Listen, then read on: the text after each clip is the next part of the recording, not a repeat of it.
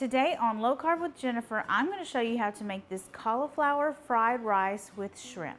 Hey guys, welcome back to Low Carb with Jennifer. Let's get started on this fried rice with shrimp. I'm just going to dive right into this. The first thing we need to do is scramble our eggs. So I've got 2 eggs that we've beaten, and I'm just going to go ahead. I've got a skillet over medium heat. I sprayed some cooking spray in here just because eggs, they stick.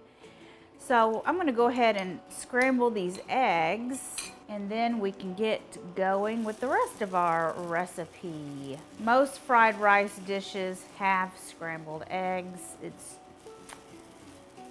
I'm not trying to act like I know a whole lot about fried rice, but I did some research.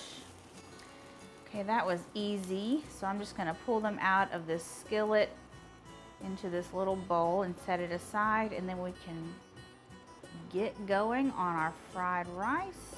Okay, now we've got 8 slices of bacon that we've diced up, and this is going to add a lot of flavor to our cauliflower fried rice. We're going to cook this until it's crispy. Okay, we've got our bacon nice and crispy, so I'm going to go ahead and add in some onion. We've got about a half an onion here, or half a cup of onion diced. And now I'm going to add 2 cloves of minced garlic and 3 teaspoons of minced ginger. I'm just going to stir that in for about a minute.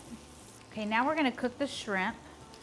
I'm going to push the bacon and onion to one side of the skillet, and I've got a pound of shrimp here that have been peeled and deveined. You can use whatever size shrimp you want.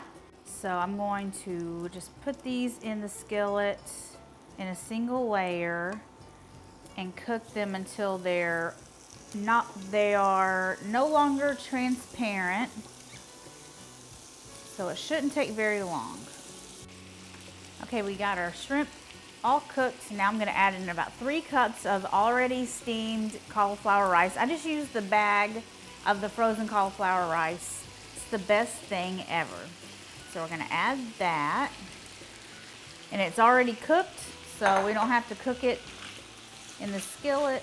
I'm going to add 1½ tablespoons of soy sauce, or if you need to use gluten-free, you can do coconut aminos, but I think coconut aminos do have more carbs, just FYI.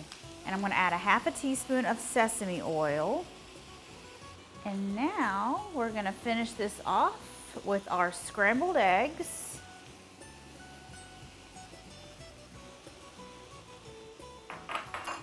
And some diced scallions. And that's it. I'm going to turn off the heat, and this is ready. Okay, let's serve some of this up. This makes 4 very generous servings. And how good does that look? Let's get a taste. Of course, I gotta taste one of those perfectly cooked shrimp.